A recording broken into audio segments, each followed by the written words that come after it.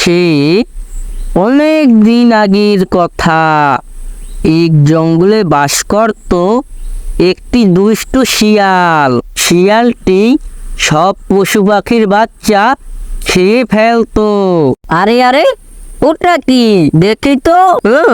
ওটা তো ছাগলের বাচ্চা। যাই যাই, এখনই ঘাপুস করে খেয়ে ফেলি। এদিকে ছাগল তার ছেলেকে না দেখতে পেয়ে হাউমাউ করে কান্না করতে লাগলো। হায় কপাল, একই সর্বনাশ হলো আমার। আমার ছেলে কোথায়? আমার ছেলেকে আবার কেউ খেয়ে নিল না তো?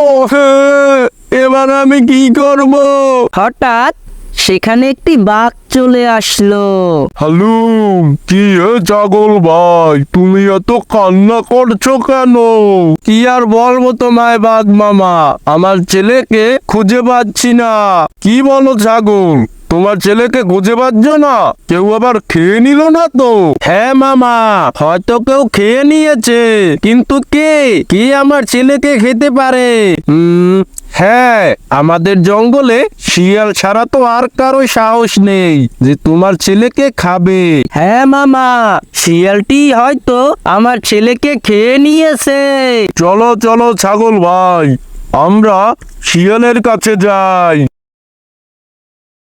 তারপর ছাগল ও বাঘ চলে গেল শিয়ালের কাছে।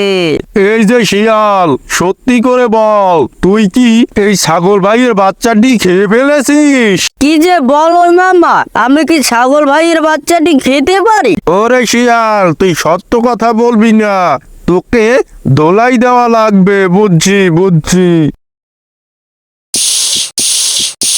ওরে মামা, ছেড়ে দাও আমাকে। আমি ছাগল ভাইয়ের বাচ্চাটা খেয়ে ফেলেছি, ছেড়ে দাও।